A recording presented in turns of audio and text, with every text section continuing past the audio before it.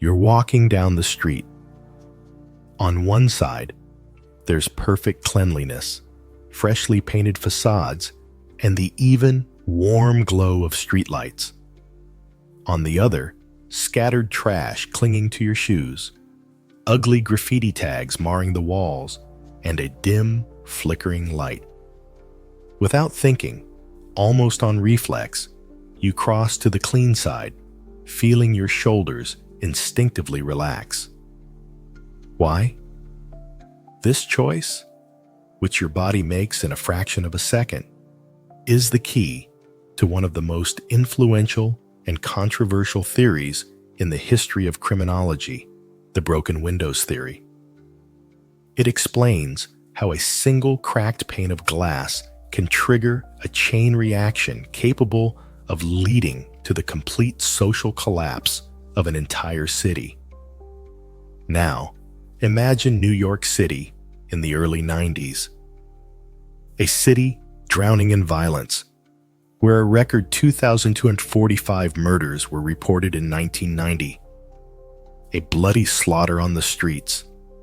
And yet, instead of throwing all their resources into catching murderers and robbers, the police began a massive, methodical hunt for subway fare beaters, for those who jump turnstiles. It sounds absurd, a senseless waste of resources when human lives are at stake, but something incredible happens, something that will go down in criminology textbooks. While the police are issuing fines for petty mischief, the curve of serious crimes in the city plummets. By 1998, the number of murders had fallen by almost 70%. How is this possible? How did a war on minor offenses manage to defeat major, entrenched crime? This is a story about the invisible connection between order and chaos, about how the urban environment communicates with us in a language of signals, changing our behavior and even our thoughts. By the end of this story, you'll understand the hidden mechanism that, like a virus, links one broken window to an armed robbery on the next street.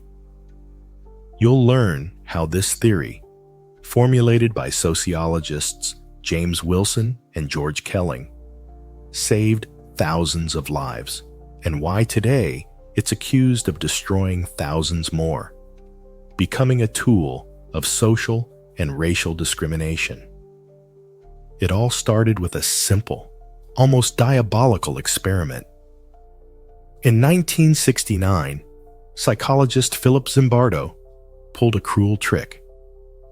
He left two identical cars with their hoods open on the streets of two different worlds. The first, in crime-ridden, bustling the Bronx. The second, in respectable, sun-drenched Palo Alto, California. The car, in the Bronx, began to be stripped for parts within 10 minutes. Within 24 hours, only a mangled skeleton remained. This surprised no one. It was expected. But the second car, in Palo Alto, stood untouched for a whole week. No one even took the windshield wipers. But then, Zimbardo himself approached it, and before everyone's eyes, with a deafening crash, he smashed a side window with a sledgehammer. That sound became the starting gun. The dam had broken. Understand, a broken window isn't just damage. It's a social signal. It's as if someone has hacked the code of reality and sent everyone a push notification. There's no owner here. Nobody cares. The rules are gone. A single act of vandalism, left unanswered, becomes permission for everyone. An indulgence for chaos. It triggers a domino effect. If you can break one window, you can break a second, and then puncture tires, break inside, rip out the stereo. The first visible system failure triggers a chain reaction of complete collapse. But the most terrifying thing about this experiment wasn't that. The most frightening thing was who exactly destroyed the car in affluent Palo Alto. Police reports showed it wasn't gangs from poor neighborhoods, not hooligans from out of town. It was locals. Ordinary, respectable white Americans. Fathers returning from work. Students from prestigious universities. White-collar office workers. Ordinary people, just like you. They received the unspoken signal, "It's okay," and with an almost childlike glee, joined in the destruction. This effect is called de-individuation. When you stop being yourself and become part of an anonymous crowd, all personal responsibility evaporates. You're no longer John Smith. You're just one of those smashing the car. The theory worked not only for criminals. It revealed a dark impulse that lies dormant in each of us. So, disorder isn't just trash on the sidewalk. It's information, viral information, a message your brain reads instantly without filters, like a QR code of chaos. And this message creates the most powerful and infectious social emotion, the one that makes you feel a cold pang in your solar plexus. Fear. Fear is the next level of this game. Imagine an ordinary person. They're walking home from work. Their usual route is through a small park. It's quicker. It used to be more pleasant. But lately, 2 of the 5 streetlights are broken, and darkness gathers in the corners. In the evenings, noisy groups gather there. They don't do anything overtly illegal. They just talk loudly, listen to harsh, ear-splitting music from a portable speaker. They leave empty bottles behind, which crunch underfoot. And today, our hero, approaching the park, freezes, hesitates for a second. You feel it. That cold pang, the tension in their back muscles. They choose the long, circuitous route along the well-lit street. It's a small, almost imperceptible choice, but it was dictated by a fear as old as the world. This choice, to change routes, breaks everything if hundreds of others like them make it. The psychology of fear works exactly like this. Visual disorder, trash, graffiti, broken streetlights isn't an aesthetic problem. It's a direct signal to your amygdala, the ancient fear center in your brain.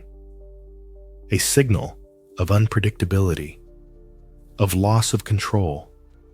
The environment that was once familiar and understandable now becomes alien and threatening. It literally smells of danger, and law-abiding citizens begin to avoid these places. They go out less in the evening. They stop sitting on park benches. They take their children off playgrounds earlier than usual. The invisible threads of trust that wove the neighborhood together begin to fray and break one by one. And here lies the insidious, diabolical trap of the theory. At this stage, fear itself becomes more dangerous than actual crime. Understand?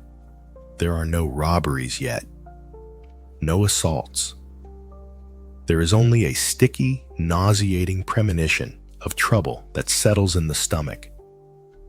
And this premonition causes good, decent people to disappear from the streets. They themselves, with their own feet, make a preemptive retreat. They voluntarily surrender their territory, their world. They leave parks, squares, and playgrounds even before the real criminals arrive. They create a vacuum. The great urbanist Jane Jacobs once called this eyes on the street. It's not the police, It's not cameras. It's the thousands of eyes of ordinary residents who, going about their business, walking the dog, chatting with a neighbor, simply looking out the window, create an invisible but incredibly strong network of informal control. This quiet, constant hum of normal life deters predators. Like light deters nocturnal creatures. But when disorder and fear cause these eyes to close, to hide behind the steel doors of apartments, the neighborhood's immune system shuts down. Social blindness sets in. The street empties. And into this emptiness, into this silence, real crime enters. The Great Retreat begins. Remember that elderly woman near your entrance? She always sat on the bench, knew everyone by sight, knew who came home from work when, whose children were running around the yard. She wasn't just a neighbor. She was a human sensor of normalcy. Her calm presence was a signal to everyone. Everything is fine here. Our people live here. It's safe. She was a living, unofficial observation post. But now, the bench is dirty. Broken bottles lie nearby. In the evenings, loud swearing emanates from there, and she no longer comes out. She sits at home, looks out the window, feeling the cold of the glass. Her post is empty. It's not just an empty bench. It's a breach in the defense of the entire neighborhood. One of the thousands of eyes on the street has closed. Forever.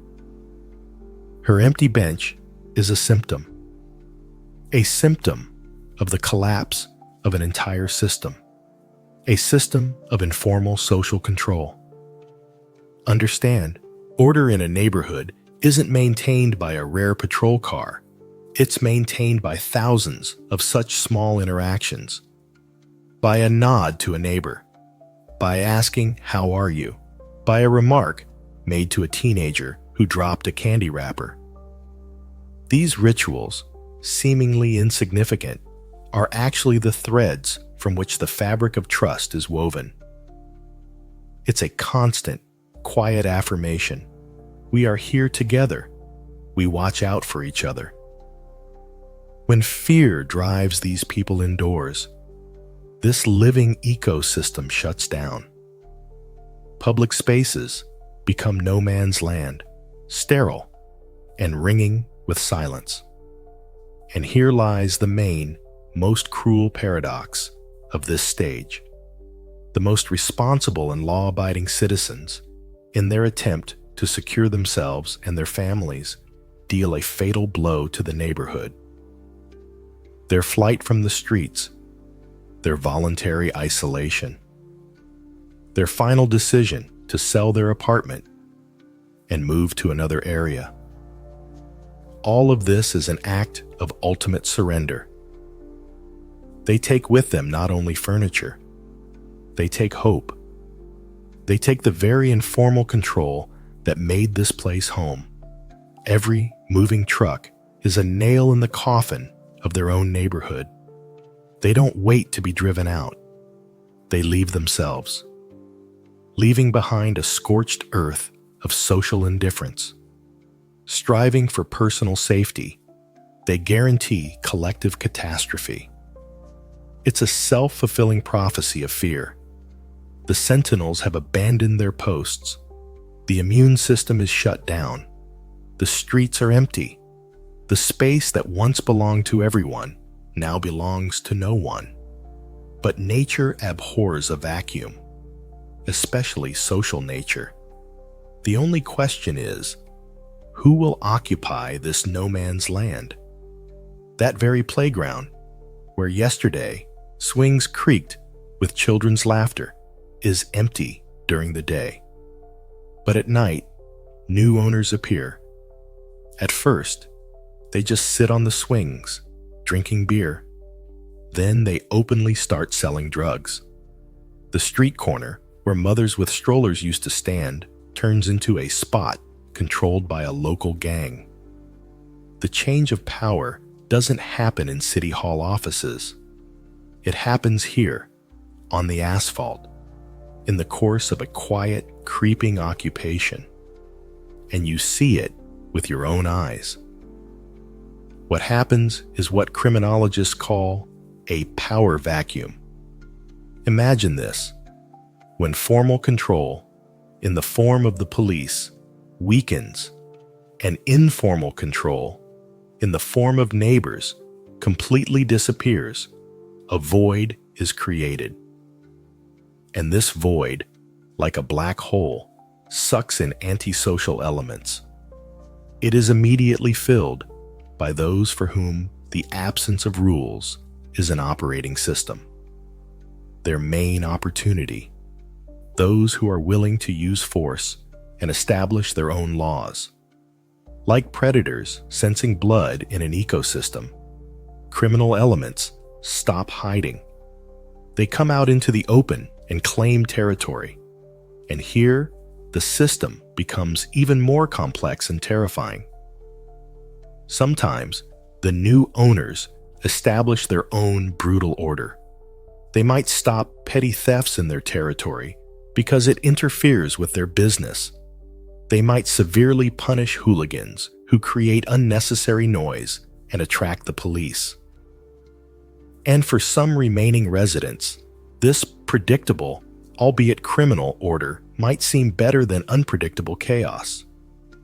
This is a terrible compromise, a toxic stability that paralyzes the will to resist. It forces silence, to keep your head down. But this fragile, brutal order is only a temporary illusion, the calm before a bloody storm.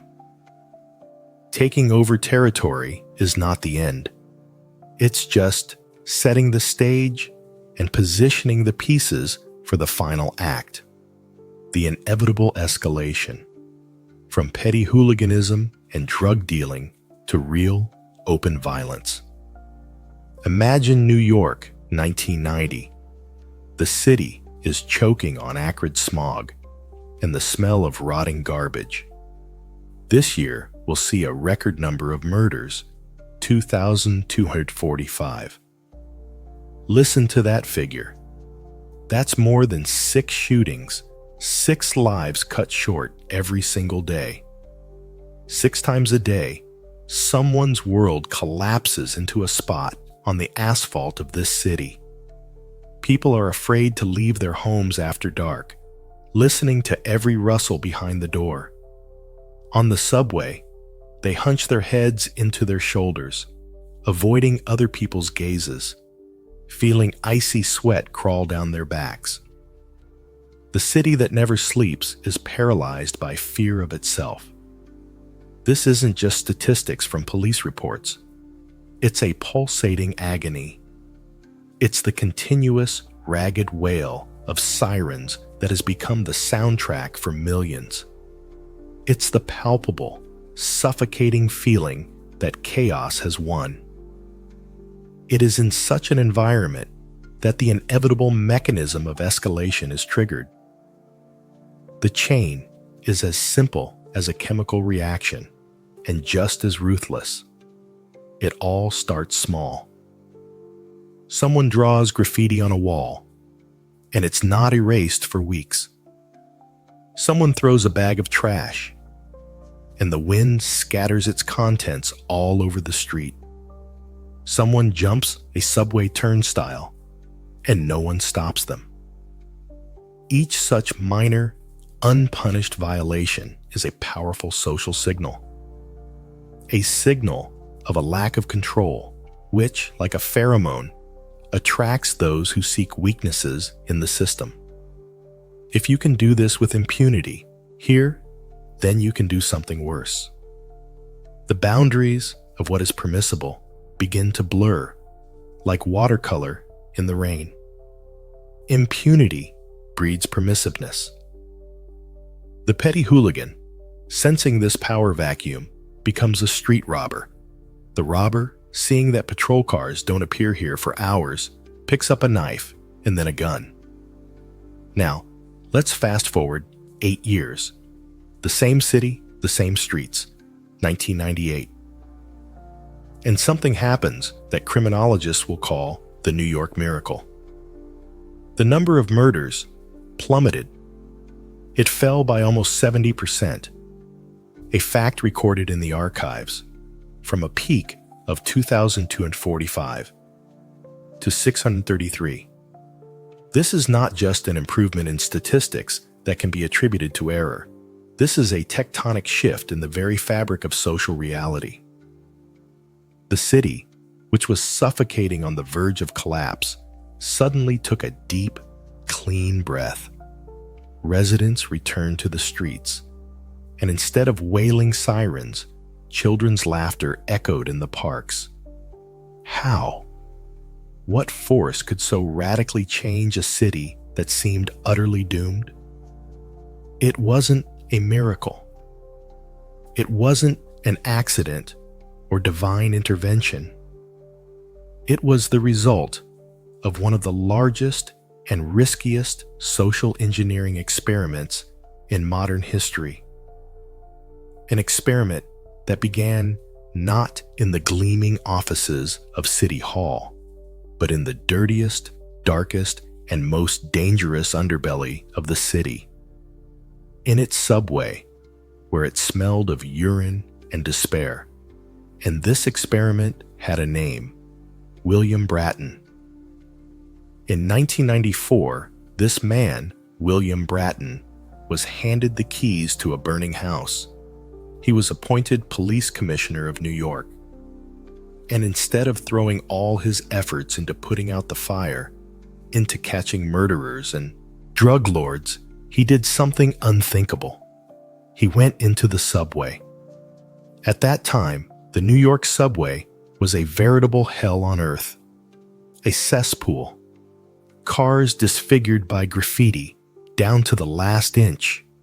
Sticky floors, constant robberies, and a pervasive, suffocating fear. And Bratton declared war on fare beaters. He ordered his officers to catch everyone who jumped the turnstile. The newspapers laughed. While the police chased fare dodgers, people continued to be killed on the streets. No one understood that the war for the soul of the city began right here. With that simple token, costing $1.25. Bratton's zero-tolerance policy worked like a huge net. Understand, it wasn't about the fine. It was about the fact that every detained fare evader was a legal entry point. An official reason to check their documents, run them through a nationwide database, and search them for weapons. And the results were astonishing. 1 in 7 detained fare evaders was wanted for other, much more serious crimes, and 1 in 20 carried a bladed or firearm. The subway, which had been a safe haven for criminals, turned into a deadly trap for them. Criminals developed a new, unfamiliar feeling, a ringing anxiety in their ears. Even for the slightest misdemeanor, they would be caught and thoroughly scrutinized. And here lies the main hack that breaks all logic. Bratton wasn't chasing murderers. He wasn't staging spectacular raids on drug cartels. He was methodically, day after day, fixing broken windows. He ordered every car to be cleaned of graffiti the same night, arrested for aggressive panhandling, and caught fare evaders. He was destroying the very ecosystem in which criminals felt comfortable and unpunished. It turned out that the most effective way to fight wolves is not to hunt each of them in a huge dark forest, but to methodically drain the swamp in which they live, breed, and feel at home.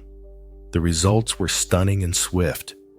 Serious crimes in the subway plummeted by more than 50% in just 2 years. Then, this experience, like a virus of order, was transferred to the entire city, and the city was saved. The victory seemed complete and unconditional. Clean streets, safe parks, neon-lit storefronts. At least, that's how it seemed at first glance. But through the festive buzz, a quiet, icy whisper was already breaking through. It was the voice of those who paid an exorbitant price for this victory. And now, it was time to hear them. Now let's look at this story through different eyes.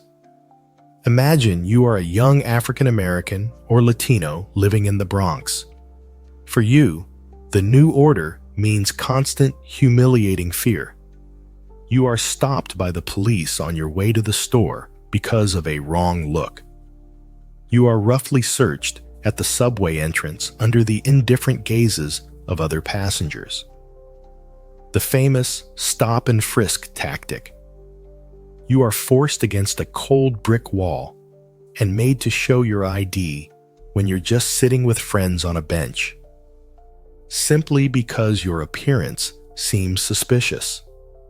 The feeling of safety for some turned into daily humiliation and a sense of total injustice for others. You begin to hate and fear those who are supposed to protect you. Your neighborhood became cleaner, but it turned into an open-air prison with invisible walls and thousands of blue uniformed overseers. Critics of the theory, from Columbia University sociologists to lawyers, raised two main arguments. First, this policy addresses symptoms, not the disease.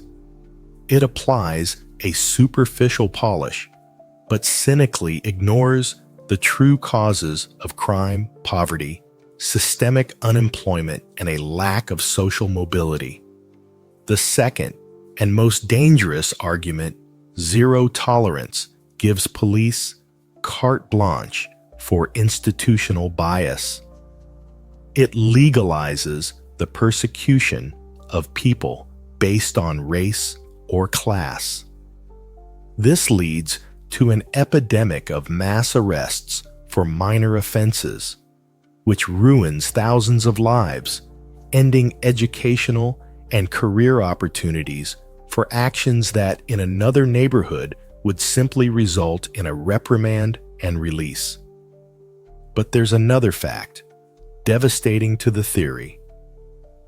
When economists, like Stephen Levitt, author of Freakonomics, examined the numbers under a microscope, they discovered something astonishing.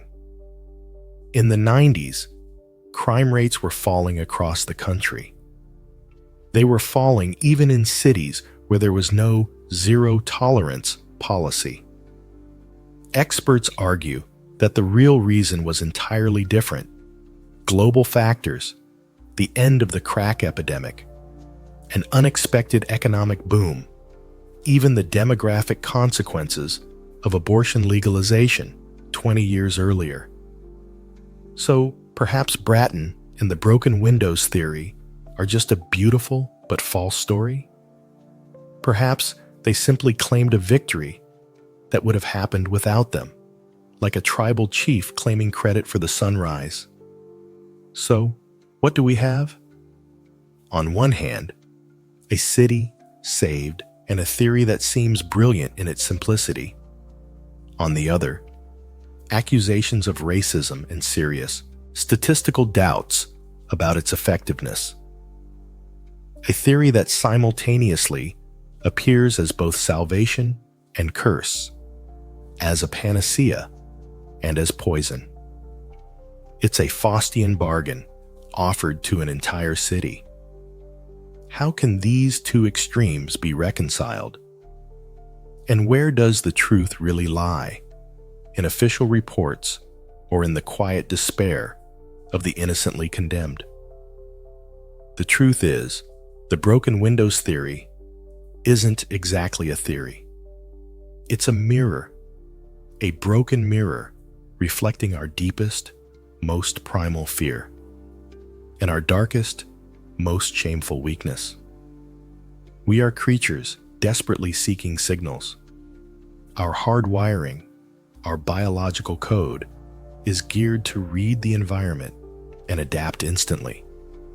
And when we see tangible disorder, an ancient switch flips in our brain.